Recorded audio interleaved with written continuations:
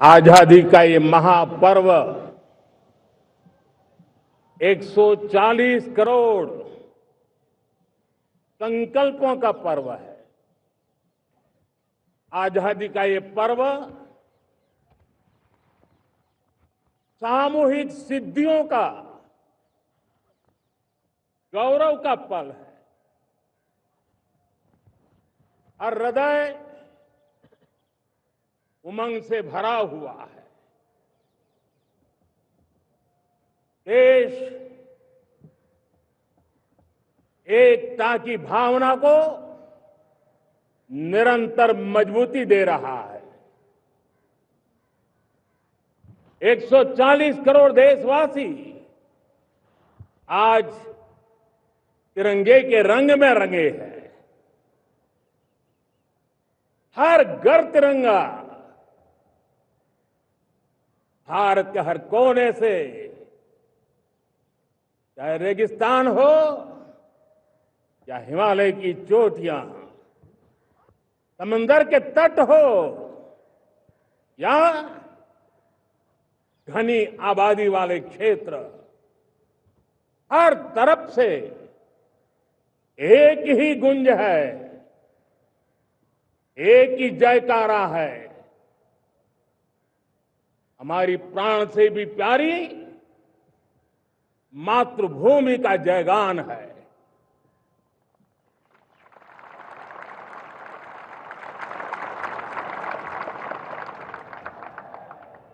मेरे प्यारे देशवासियों,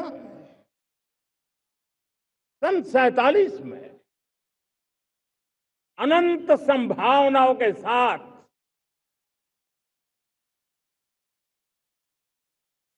कोटि कोटि भुजाओं के सामर्थ्य के साथ हमारा देश आजाद हुआ।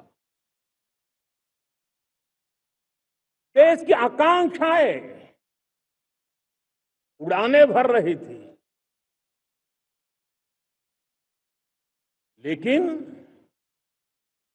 चुनौतियां उससे भी कुछ ज्यादा थी। पूज्य बापू के सिद्धांतों पर चलते हुए संविधान सभा के सदस्यों ने एक बहुत ही महत्वपूर्ण दायित्व निभाया। भारत का संविधान गत 75 वर्ष से एक प्रकाश स्तंभ बन करके हमें मार्ग दिखाता रहा है। भारत के संविधान निर्माता अनेक विद महापुरुष डॉक्टर राजेंद्र प्रसाद, बाबा साहब आंबेडकर, पंडित नेहरू, सरदार वल्लभ भाई पटेल, डॉक्टर सर्वपल्ली राधाकृष्णन जी, इतना ही नहीं, हमारी नारी शक्ति का भी योगदान कम नहीं था। हंसा मेहता जी, दाक्षायणी, वेलायुधन जैसी विदुषियों ने भी भारत के संविधान को सशक्त करने में अपनी भूमिका निभाई थी। आज लाल किले की प्राचीर से देश का मार्गदर्शन करने वाले, देश को दिशा देने वाला संविधान के निर्माताओं को आदरपूर्वक नमन करता हूं।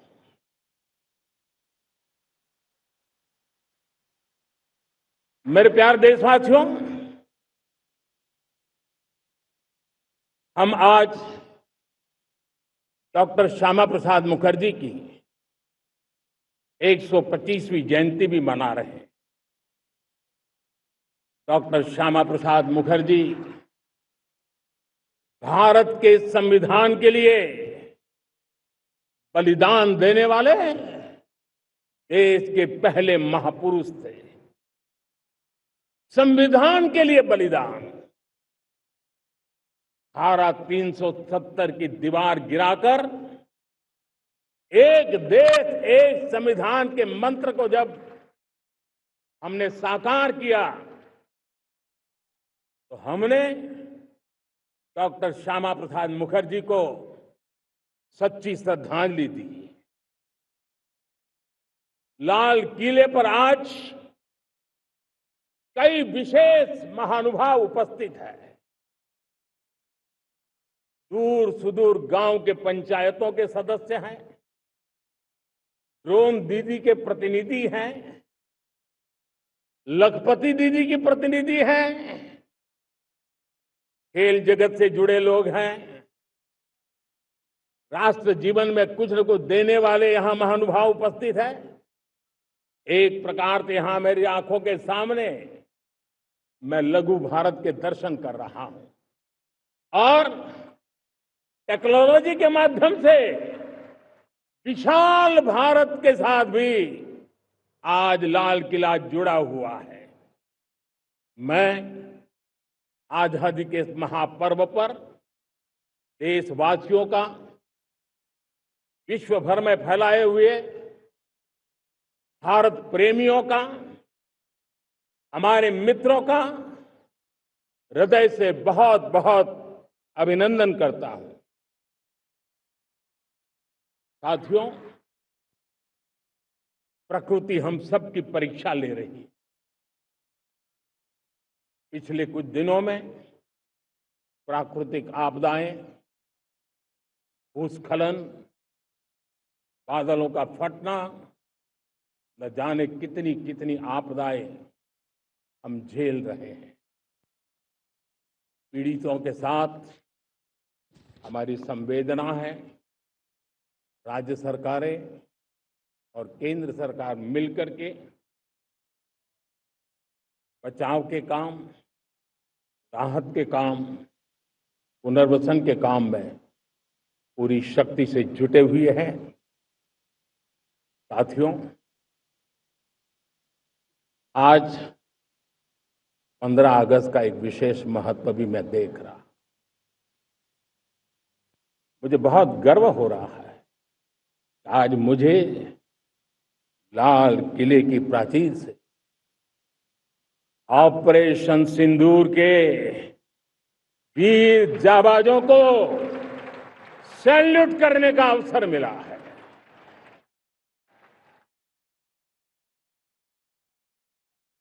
हमारे वीर जाबाज सैनिकों ने दुश्मनों को उनकी कल्पना से परे सजा दी है।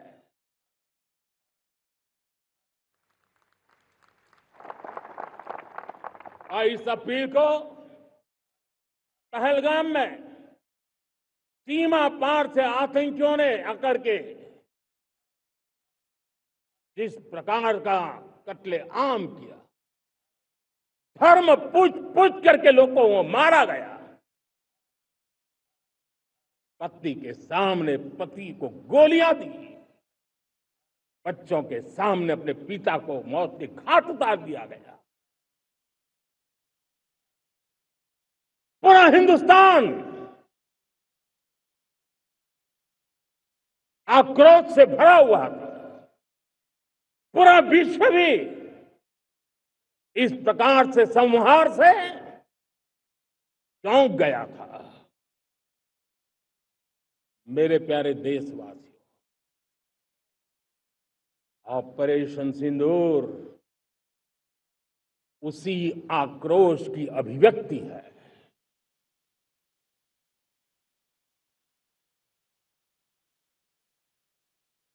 बाईस तारीख के बाद हमने हमारे सेना को खुली छूट दे दी।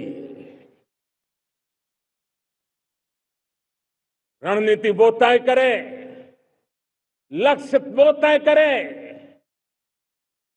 समय भी वो चुने। और हमारी सेना ने वो करके दिखाया जो कई दशकों तक कभी हुआ नहीं था। सैकड़ों किलोमीटर दुश्मन की धरती पर घुस करके आतंकी हेडक्वार्टर्स को मिट्टी में मिला दिया, आतंकी इमारतों को खंडहर बना दिया।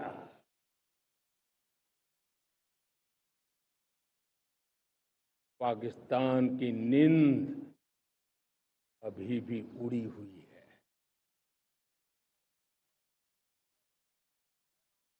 पाकिस्तान में हुई तबाही इतनी बड़ी है कि रोज नए नए खुलासे हो रहे हैं, नई नई जानकारियां आ रही हैं।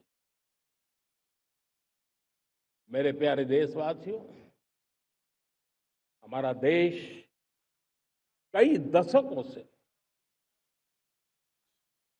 आतंक को झेलता आया हुआ है। देश के सीने को छलनी कर दिया गया है। अब हमने एक न्यू नॉर्मल प्रस्थापित किया। आतंक को और आतंकी को पालने पोसने वालों को, आतंकियों को ताकत देने वालों को अब हम अलग अलग नहीं मानेंगे।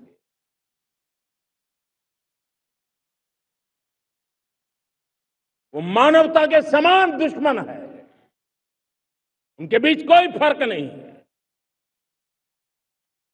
अब भारत ने तय कर लिया है कि न्यूक्लियर की धमकियों को अब हम सहने वाले नहीं हैं। न्यूक्लियर ब्लैकमेल लंबे अरसे से चलाया, अब वो ब्लैकमेल नहीं सहा जाएगा।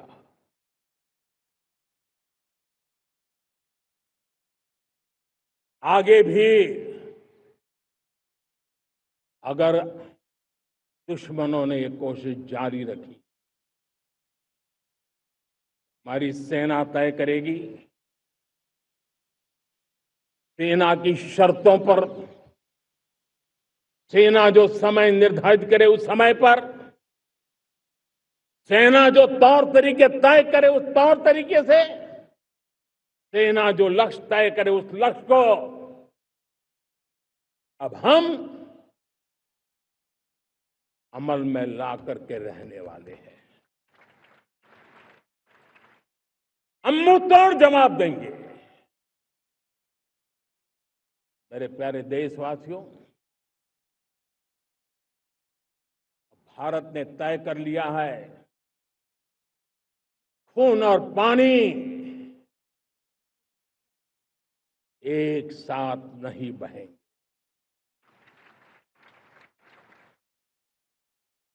अब देशवासियों को भली भांति पता चला है कि सिंधु का समझौता कितना अन्यायपूर्ण है, कितना एक तरफा है।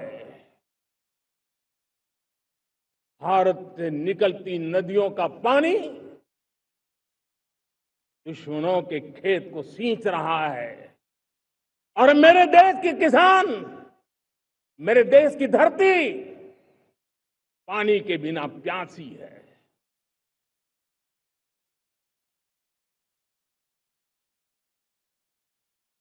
यह ऐसा समझौता था जिसने पिछले 7 दशक से मेरे देश के किसानों का अकल्पनीय नुकसान किया है।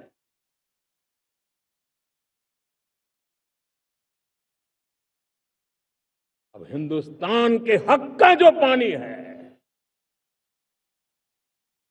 उस पर अधिकार सिर्फ और सिर्फ हिंदुस्तान का है, हिंदुस्तान के किसानों का है। भारत कतई सिंधु समझौते को, उस स्वरूप को दशकों तक सहा है, उस स्वरूप को आगे नहीं सहा जाएगा। किसान हित में, राष्ट्र हित में ये समझौता हमें मंजूर नहीं है। मेरे प्यारे देशवासियों, आजादी के लिए असंख्य लोगों ने बलिदान दी,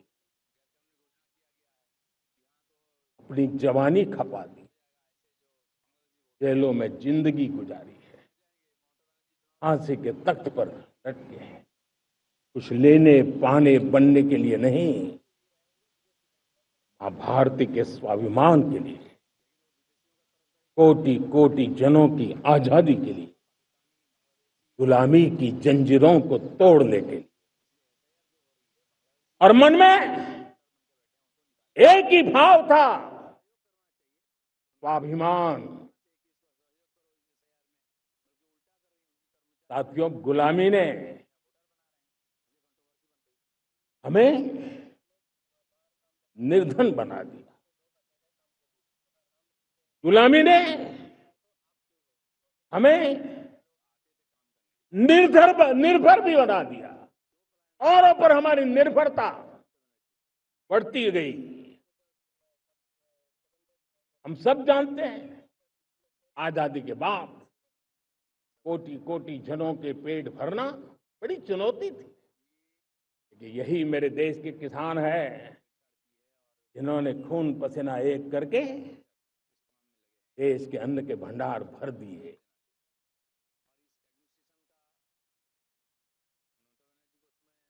अनाज के संबंध में देश को आत्मनिर्भर बना दिया। एक राष्ट्र के लिए आत्मसम्मान की सबसे बड़ी कसौटी आज भी उसकी आत्मनिर्भरता है। और मेरे प्यारे देशवासियों, विकसित भारत का आधार भी है आत्मनिर्भर भारत।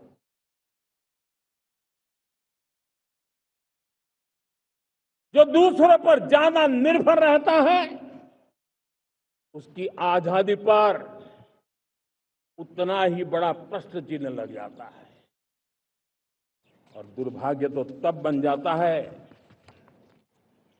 जब निर्भरता की आदत लग जाए, पता ही ना चले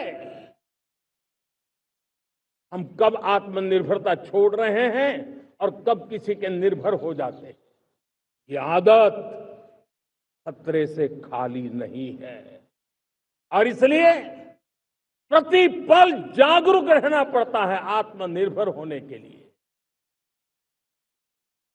और मेरे प्यारे देशवासियों, आत्मनिर्भरता का नाता सिर्फ आयात और निर्यात, रुपये, पैसे, पाउंड, डॉलर यहां तक सीमित नहीं है।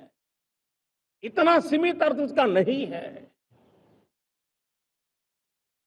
आत्मनिर्भरता का नाता हमारे सामर्थ्य से जुड़ा हुआ। और जब आत्मनिर्भरता खत्म होने लगती है तो सामर्थ्य भी निरंतर क्षीण होता जाता है। और इसलिए हमारे सामर्थ्य को बचाए रखने, बनाए रखने और बढ़ाए रखने के लिए आत्मनिर्भर होना बहुत अनिवार्य है। साथियों, हमने ऑपरेशन सिंदूर में देखा है मेड इन इंडिया की कमाल क्या थी। दुश्मन को पता तक न चला कि कौन से शस्त्रास्त्र है, ये कौन सा सामर्थ्य है जो पलक भर में उनको नष्ट कर रहा है। सोचिए, अगर हम आत्मनिर्भर होते न होते तो क्या ऑपरेशन सिंदूर इतनी त्वरित गति से हम कर पाते? पता नहीं कौन सप्लाई देगा नहीं देगा, साजो सामान मिलेगा नहीं मिलेगा, इसी की चिंता बनी रहती। लेकिन हमें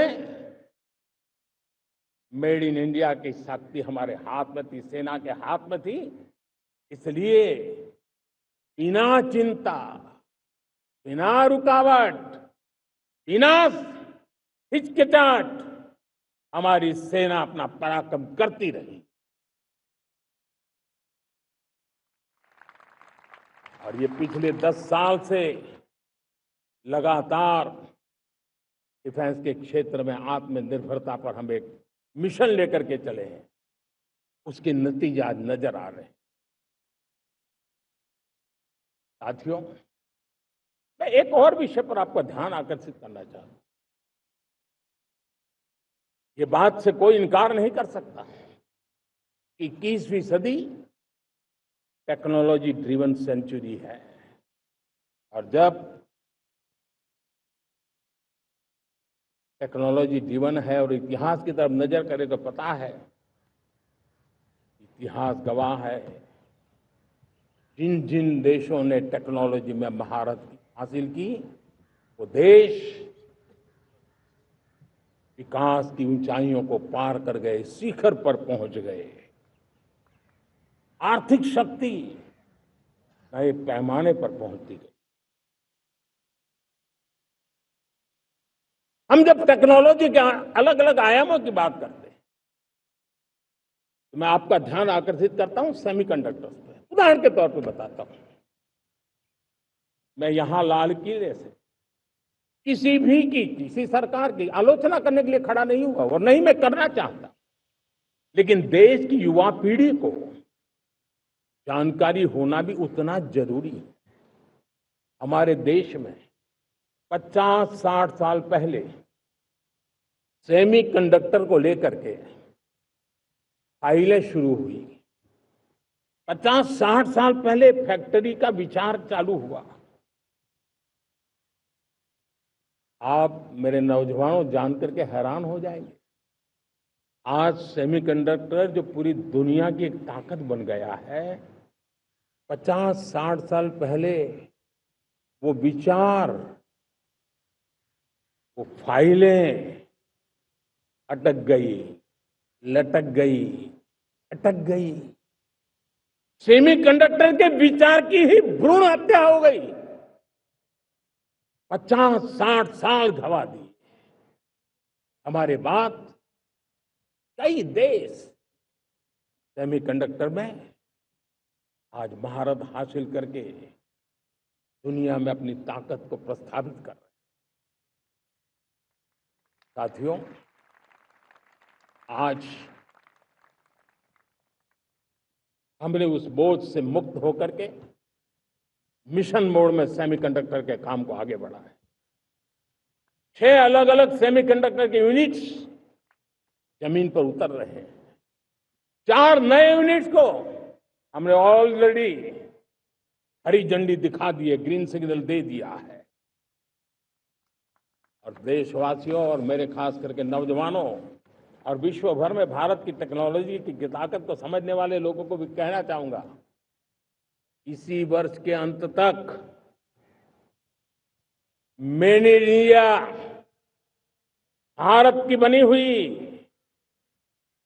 भारत में बनी हुई, भारत के लोगों द्वारा बनी हुई मेड इन इंडिया चिप्स बाजार में आ जाएगी।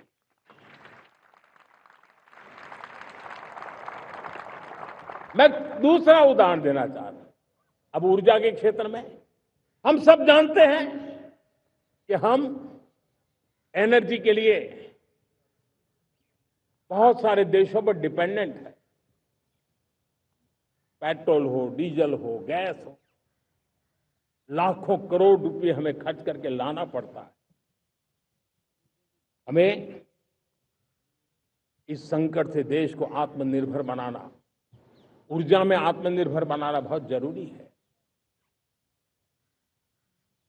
हमने बीड़ा उठाया और आज 11 वर्ष में सोलर एनर्जी 30 गुना बढ़ चुकी है। हम नए नए डैम बना रहे हैं ताकि हाइड्रो का विस्तार हो और हमें क्लीन एनर्जी की उपलब्ध हो। भारत मिशन ग्रीन हाइड्रोजन लेकर के आज हजारों करोड़ रुपए इन्वेस्ट कर रहा है। भविष्य की ऊर्जा को ध्यान में रख करके, ऊर्जा के क्षेत्रों को ध्यान में रख करके भारत न्यूक्लियर एनर्जी पर भी बहुत बड़े इनिशिएटिव ले रहा है। न्यूक्लियर एनर्जी में 10 नए न्यूक्लियर रिएक्टर तेजी से काम कर रहे हैं। 2047 तक, जो कि हमने विकसित भारत का लक्ष्य तय किया है, जब देश की आजादी के 100 साल होंगे, हम परमाणु ऊर्जा क्षमता 10 गुना से भी अधिक बढ़ाने का संकल्प लेकर के आगे बढ़ रहे हैं। मेरे प्यारे देशवासियों, रिफॉर्म एक निरंतर प्रक्रिया है। समयानुकूल परिस्थिति के अनुसार रिफॉर्म करते जाना होता है। हम न्यूक्लियर एनर्जी के क्षेत्र में बहुत बड़े रिफॉर्म लेकर के आए। अब हमने प्राइवेट सेक्टर के लिए भी परमाणु ऊर्जा को उसके द्वार खोल दिए हैं। हम शक्ति को जोड़ना चाहते हैं। मेरे प्यारे देशवासियों, दुनिया जब आज ग्लोबल वार्मिंग को लिए चिंता करती है, तब मैं विश्व को भी बताना चाहता हूं कि भारत ने तय किया था कि हम 2030 तक क्लीन एनर्जी भारत में 50% पहुंचा देंगे। ये लक्ष्य हमारा 2030 तक था। मेरे देशवासियों का सामर्थ्य देखिए, मेरे देशवासियों की संकल्प शक्ति देखिए, मेरे देशवासियों को विकसित भारत बनाने का संकल्प को पूर्ण करने के लिए उनकी दौड़ देखिए। हमने जो लक्ष्य 2030 में तय किया था, वो 50% क्लीन एनर्जी का लक्ष्य 2025 में हमने कर लिया। 5 साल पहले हमने अचीव कर लिया, क्योंकि विश्व के प्रति भी हम उतने ही संवेदनशील हैं, प्रकृति के प्रति भी उतने ही हम जिम्मेवार लोग हैं। मेरे प्यारे देशवासियों, बजट का बहुत बड़ा हिस्सा ये पेट्रोल, डीजल, गैस, इन सबको लाने के लिए खर्च होता था। लाखों करोड़ रुपए चले जाते थे। अगर हम ऊर्जा में डिपेंडेंट न होते, वो धन मेरे देश के नौजवानों के भविष्य के लिए काम आता। वो धन मेरे देश के गरीबों को गरीबी के खिलाफ लड़ाई लड़ने में काम आता। वो धन मेरे देश के किसानों के कल्याण में काम आता। वो धन मेरे देश के गांव की परिस्थिति को पलटने के लिए काम आता। लेकिन हमें विदेशों को देना पड़ रहा। अब हम आत्मनिर्भर बनने की दिशा में काम कर रहे हैं। देश को विकसित बनाने के लिए हम अब समुद्र मंथन की तरफ भी जा रहे हैं। हमारे समुद्र के मंथन को आगे बढ़ाते हुए हम समुद्र के भीतर के तेल के भंडार, गैस के भंडार, उसको खोजने की दिशा में एक मिशन मोड में काम करना चाहते हैं। और इसलिए भारत ने national deep water exploration mission शुरू करने जा रहा है। ये ऊर्जा इंडिपेंडेंट बनने के लिए ये हमारी महत्वपूर्ण घोषणा है। मेरे प्यारे देशवासियों, आज पूरा विश्व क्रिटिकल मिनरल को लेकर के बहुत ही सतर्क हो गया है। उसके सामर्थ्य को लोग भली भांति समझने लगे हैं। कल तक जिस तरफ ज्यादा ध्यान नहीं था, वो आज सेंटर स्टेज पे है। हमारे लिए भी क्रिटिकल मिनरल्स में आत्मनिर्भरता बहुत अनिवार्य है।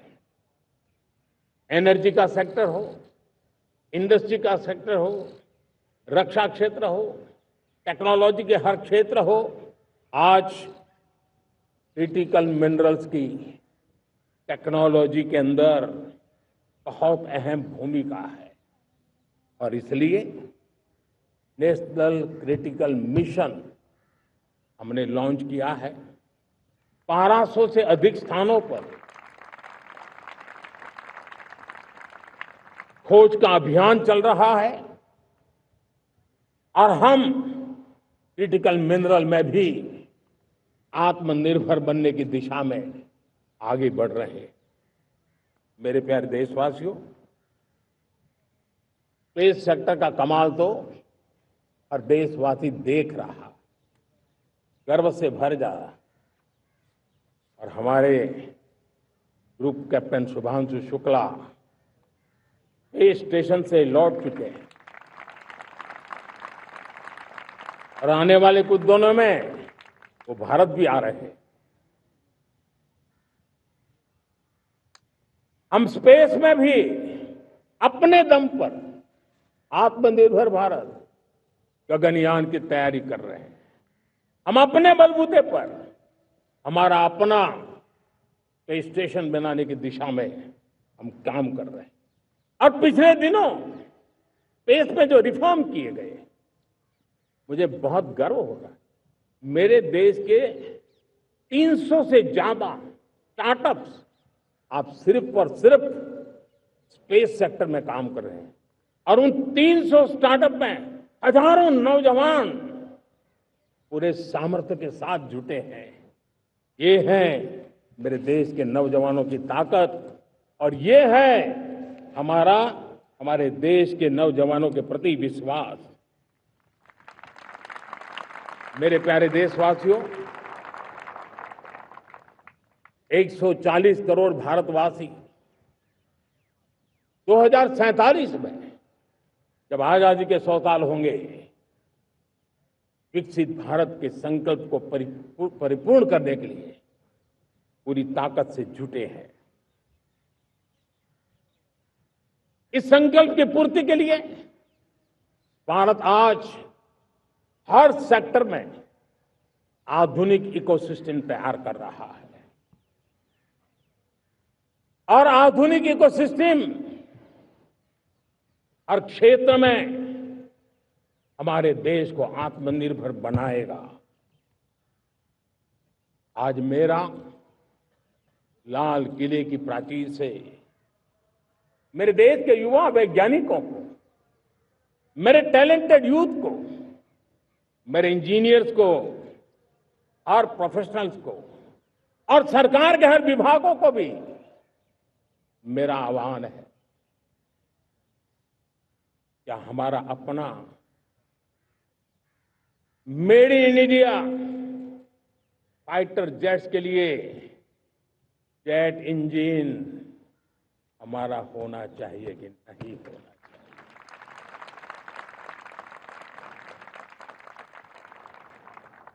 हम फार्मा ऑफ द वर्ल्ड माने जाते हैं। वैक्सीन में हम नए नए विक्रम स्थापित करते हैं, लेकिन क्या समय की मांग नहीं है? हम रिसर्च और डेवलपमेंट में और ताकत लगाएं, हमारे अपने पेटेंट हो, हमारी अपनी बनाई हुई मानव जात के कल्याण की सस्ते से सस्ती और सबसे कारगर नई नई दवाइयों की शोध हो, हर संकट में साइड इफेक्ट के बिना मानव जात के कल्याण में काम आए। बायो 3 पॉलिसी भारत सरकार ने बनाई है। मैं देश के नौजवानों को कहता हूं, आइए बायो 3 पॉलिसी का अध्ययन करके अब कदम उठाइए। देश का भाग्य बदलना है, आपका सहयोग चाहिए। मेरे प्यारे देशवासियों, आज आईटी का युग है, डेटा की ताकत है। क्या समय की मांग नहीं है? ऑपरेटिंग सिस्टम से लेकर के साइबर सुरक्षा तक, डीप टेक से लेकर के आर्टिफिशियल इंटेलिजेंस तक, सारी चीजें हमारी अपनी हो, इस पर हमारे ही लोगों का सामर्थ्य जुटा हुआ हो, उनकी सामर्थ्य शक्ति का विश्व को परिचय कराए। साथियों, आज दुनिया में सोशल मीडिया कहो, बाकी प्लेटफॉर्म कहो, दुनिया के प्लेटफॉर्म पर हम काम कर रहे हैं। दुनिया ने हमने दिखा दिया है, यूपीआई का हमारा प्लेटफॉर्म आज दुनिया को अजोबा कर रहा है। हमारे में सामर्थ्य है। रियल टाइम ट्रांजैक्शन में 50% अकेला भारत यूपीआई के माध्यम से करता है। इसका मतलब ये ताकत है। क्रिएटिव वर्ल्ड हो, सोशल मीडिया हो, ये जितने भी प्लेटफॉर्म्स हैं, मेरे देश के नौजवानों में चुनौती करता हूं आपको, आइए हमारे अपने प्लेटफॉर्म क्यों ना हो, हम क्यों दूसरों पर निर्भर रहे, क्यों भारत का धन बाहर जाए। और मुझे आपके सामर्थ्य पर भरोसा है।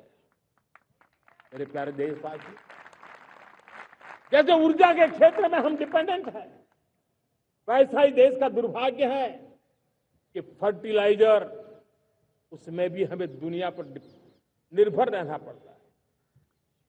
मेरे देश के किसान भी फर्टिलाइजर का सही उपयोग कर करके धरती माता की सेवा कर सकते हैं। अनाप शनाप उपयोग से भी धरती मां को बहुत नुकसान पहुंचा रहे हैं। लेकिन साथ साथ मैं देश के नौजवानों को कहना चाहता हूं, देश के उद्योग जगत को कहना चाहता हूं, देश के प्राइवेट सेक्टर को कहना चाहता हूं, आइए हम फर्टिलाइजर के भंडार भर दें, हम नए नए तौर तरीके खोजें और भारत की आवश्यकता के अनुसार हम अपना फर्टिलाइजर तैयार करें। हम औरों पर निर्भर न रहे। साथियों, आने वाला युग ईवी का है। अब ईवी बैटरी क्या हम नहीं बनाएंगे? हम निर्भर रहेंगे? सोलर पैनल की बात हो, इलेक्ट्रिक व्हीकल्स के लिए जिन जिन चीजों की आवश्यकताएं हैं, वो हमारी अपनी होनी चाहिए। साथियों, मैं ये इसलिए कहने की हिम्मत करता हूं, क्यों? क्योंकि मुझे देश के नौजवानों के सामर्थ्य पर भरोसा है। और भरोसा सिर्फ वो मेरे देश के नौजवान हैं इतने मात्र से नहीं है। कोविड के समय हम बहुत सारी चीजों पर निर्भर थे। तो मेरे देश के नौजवानों को कहा गया कि वैक्सीन हमारी अपनी चाहिए, देश ने करके दिखाया। कोविन प्लेटफॉर्म हमारा अपना होना चाहिए, देश ने करके दिखाया। करोड़ों करोड़ों लोगों की जिंदगी बचाने का काम हमने किया है। वही स्पिरिट, वही जज्बा हमें जीवन के हर क्षेत्र में आत्मनिर्भर बनने के लिए अपना सब कुछ देना है। अपना जो बेस्ट है वो हमें दे करके रहना है। साथियों, पिछले 11 साल में एंटरप्रेन्योरशिप, उद्यमशीलता को बहुत बड़ी ताकत मिली। आज लाखों स्टार्टअप्स टियर 2, टियर 3 सिटी में देश की अर्थशक्ति को, देश के इनोवेशन को ताकत दे रहे हैं। उसी प्रकार से मुद्रा योजना से हमारे देश के करोड़ों नौजवान, उसमें भी हमारी बेटियां, करोड़ों करोड़ों लोग मुद्रा से लोन लेकर के अपना खुद का कारोबार कर रहे हैं। खुद तो अपने पैरों पर खड़े हुए हैं, लेकिन औरों को भी पैरों पर खड़े रहने की ताकत देते हैं। वे भी एक प्रकार से हर व्यक्ति को आत्मनिर्भर बनाने का अवसर दे रही है। मेरे साथियों, विमेन सेल्फ हेल्प ग्रुप, किसी का ध्यान नहीं था। पिछले 10 साल में विमेन सेल्फ हेल्प ग्रुप ने कमाल करके दिखाया। आज उनके प्रोडक्ट दुनिया के बाजार में जाने लगे हैं। लाखों करोड़ों का कारोबार हमारे विमेन सेल्फ हेल्प ग्रुप करते हैं। मैंने एक बार मन की बात में खिलौने की बात कही थी। हम करोड़ों करोड़ रुपए के खिलौने विदेश से लाते थे। मैंने ऐसे ही मन की बात में कहा, करे मेरे देश के नौजवानों, ऐसा भी करें इन्हें क्या किलो भी बाहर जाएंगे। और आज मैं गर्व से कहता हूं कि मेरा देश खिलौने एक्सपोर्ट करने लग गया है। यानी देश के सामर्थ्य को हर प्रकार के अवसर मिले, हर रुकावटों से मुक्ति मिले, उसको सर्वाधिक करने के लिए प्रेरित किया जाए, देश कर सकता है। मैं देश के युवाओं से कहता हूं, आइए आप इनोवेटिव आइडियाज लेकर के, आपके आइडियाज को मरने मत देना दोस्तों। आज का आपका आइडिया हो सकता है आने वाली पीढ़ी का भविष्य बना सकता है। मैं आपके साथ खड़ा हूं, मैं आपके लिए काम करने के लिए तैयार हूं, आपका साथी बन के काम करना तैयार हूं। आप आइए, हिम्मत जुटाइए, इनिशिएटिव लीजिए। जो युवा मैन्युफैक्चरिंग के बारे में सोचते हैं, आइए आगे बढ़िए। सरकार के नियमों में बदलाव करना है, मुझे बताइए। अब देश रुकना नहीं चाहता है, 2047 दूर नहीं है, एक एक पल की कीमत है और हम एक भी पल गंवाना नहीं चाहते दोस्तों।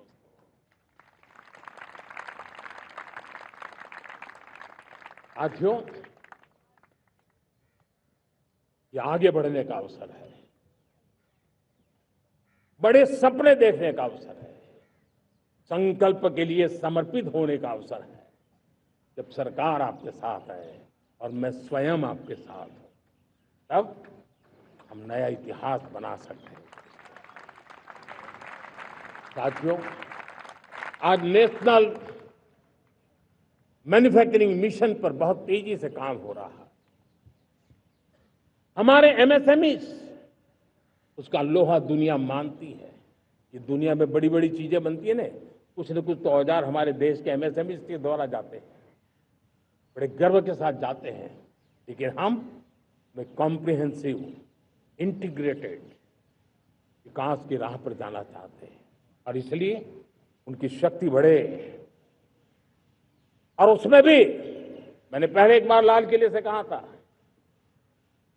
Zero defect zero effect. आज कहना चाहता हूं कि हमें विश्व बाजार में अपने सामर्थ्य का लोहा मनवाना है, तो हमें क्वालिटी में निरंतर नई ऊंचाइयों को पार करना। दुनिया क्वालिटी को स्वीकार करती है, हमारी गुणवत्ता सबसे ज्यादा हो और सरकार के भी प्रयास हो, रॉ मटेरियल की भी उपलब्धि हो, हमारी प्रोडक्शन की कॉस्ट कैसे कम हो, हम उसमें दम रह गए। और साथियों, हम सभी जो उत्पादन के क्षेत्र में लगे हैं, उन सबका मंत्र होना चाहिए, दाम कम लेकिन दम ज्यादा। हमारी हर प्रोडक्ट का दम ज्यादा हो लेकिन दाम कम हो। इस भाव को लेकर के हमें आगे बढ़ना है। मेरे प्यारे देशवासियों, आजादी के लिए अनगिनत लोगों ने बलिदान दिए हैं। मैंने पहले भी कहा, जमानी खपा दी, फांसी पे लटक गए। क्यों? स्वतंत्र भारत के लिए। 75-100 साल पहले का वो कालखंड याद कीजिए। पूरा देश स्वतंत्र भारत के मंत्र को लेकर के जीता था। आज समय की मांग है, स्वतंत्र भारत का मंत्र लेकर के जीने वालों ने हमें स्वतंत्र भारत दिया। आज 140 करोड़ देशवासियों का एक ही मंत्र होना चाहिए, समृद्ध भारत। अगर कोटि कोटि लोगों के बलिदान से स्वतंत्र भारत हो सकता है, तो कोटि कोटि लोगों के संकल्प से, पुरुषार्थ से, आत्मनिर्भर बनने से, वोकल फॉर लोकल की बात करने से, स्वदेशी का मंत्र को जापने से समृद्ध भारत भी बन सकता है। वो पीढ़ी स्वतंत्र भारत के लिए खप गई थी, ये पीढ़ी समृद्ध भारत के लिए नए कदम उठाए, यही समय की मांग है। और इसलिए मैं आज बार बार आग्रह करता हूं और मैं देश के सभी इन्फ्लुएंसर्स को कहना चाहता हूं, इस मंत्र को आगे बढ़ाने में मेरी मदद कीजिए। मैं सभी राजनीतिक दलों को, राजनेताओं को सबसे कहता हूं कि आइए, ये किसी राजनीतिक दल का एजेंडा नहीं है, भारत हम सबका है। हम मिलकर के वोकल फॉर लोकल उस मंत्र को हर नागरिक के जीवन का मंत्र बनाएं। भारत में बनी हुई, भारत के नागरिकों के पसीने से बनी हुई वो चीजें जिसमें भारत की मिट्टी की महक हो और जो भारत के आत्मनिर्भर के संकल्प को ताकत देता हो, हम उसी को खरीदेंगे, हम उसी का उपयोग करेंगे। हम उस दिशा में आगे आए, यह हमारा सामूहिक संकल्प हो। देखते ही देखते हम दुनिया बदल देंगे दोस्तों। मैं आज हर छोटे मोटे व्यापारी को, दुकानदार से आग्रह करना चाहता हूं, आपकी भी जिम्मेवारी है। हम छोटे थे, हमने कभी बाजार में देखा नहीं था कि शुद्ध घी की दुकान, ऐसे ही लिखा जाता था घी की दुकान, लेकिन समय रहते लोग लिखने लगे शुद्ध घी की दुकान। मैं चाहता हूं देश में ऐसे व्यापारी आगे आए, ऐसे दुकानदार आए कि हाँ स्वदेशी माल बिकता है, वो बोर्ड लगा रहे हैं। हम स्वदेशी का गर्व करने लगे। हम स्वदेशी मजबूरी में नहीं, मजबूती के साथ उपयोग करेंगे, मजबूती के लिए उपयोग करेंगे और जरूरत पड़ी तो औरों को मजबूर करने के लिए उपयोग करेंगे। ये हमारी ताकत होनी चाहिए, ये हमारा मंत्र होना चाहिए। मेरे प्यारे देशवासियों,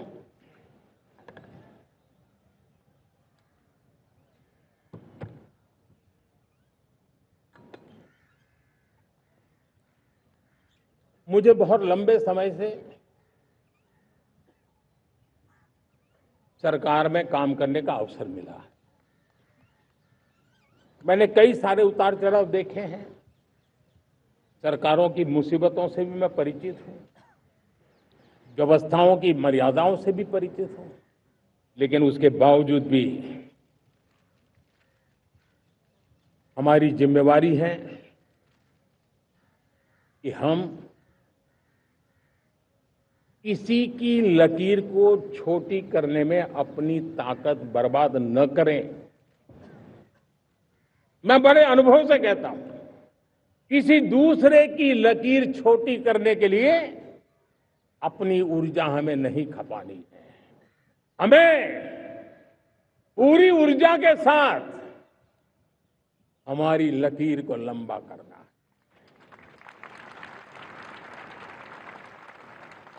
हम अगर अपनी लकीर लंबी करते हैं तो दुनिया भी हमारा लोहा मानेगी। आज जब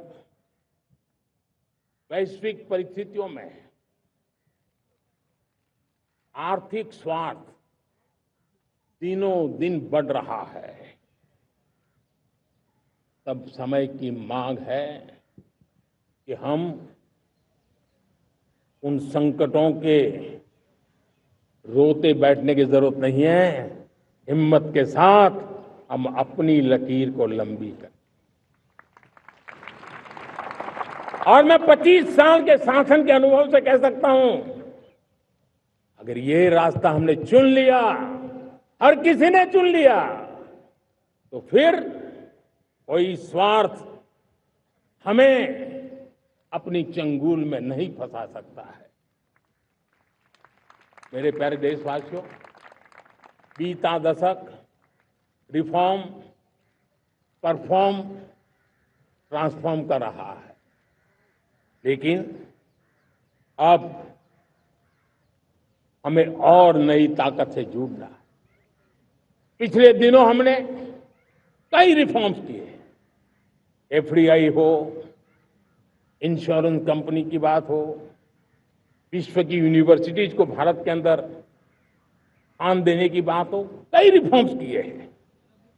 40,000 से ज्यादा अनावश्यक कंप्लायंसेस को हमने खत्म किया है। इतना ही नहीं, 1500 से अधिक पुराने कानून जो बाबा आदम के जमाने के थे, उन सबको हमने खत्म कर दिया है। हमने दर्जनों कानूनों को सरल करने के लिए संसद में जाकर के जनता के हितों को सर्वोपरि रख करके बदलाव किए हैं। इस बार भी हो हल्ला के बीच लोगों तक बात पहुंची नहीं होगी, लेकिन एक बहुत बड़ा रिफॉर्म इनकम टैक्स एक्ट में हुआ है। करीब 280 से ज्यादा धाराएं हमने समाप्त करने का निर्णय किया है। और साथियों, सिर्फ आर्थिक मोर्चे पर ही रिफॉर्म नहीं, हमने नागरिक के जीवन को भी आसान बनाने के लिए रिफॉर्म किए। इनकम टैक्स रिफंड की बात हो, रिफॉर्म का परिणाम है। फेसलेस असेसमेंट की बात हो, रिफॉर्म का परिणाम है। 12 लाख तक आज इनकम टैक्स से मुक्ति दे देना, देश का जो भविष्य बनाने में उत्सुक है, ऐसा मेरा मध्यम वर्ग का परिवार आज पुला नहीं समा रहा है। कभी किसी ने सोचा नहीं था कि 12 लाख रुपए तक का इनकम टैक्स पर जीरो कर दिया जाएगा। आज कर लिया है। जब देश का सामर्थ्य बढ़ता है तो देशवासियों को लाभ मिलता है। अंग्रेजों के जमाने से दंड संहिता में हम दबे पड़े थे। दंड का भय दिखा करके जीवन चल रहा था। 75 साल आजादी के ऐसे ही गए। हमने दंड संहिता को खत्म कर दिया, न्याय संहिता को ले आए हैं। न्याय संहिता में भारत के नागरिक के प्रति विश्वास का भाव है। भारत के नागरिक के अंदर अपनेपन का भाव है, संवेदनशीलताओं से भरा हुआ है। हमने रिफॉर्म की यात्रा को तेज करने के लिए बीड़ा उठाया। हम बहुत तेजी से आगे बढ़ना चाहते हैं।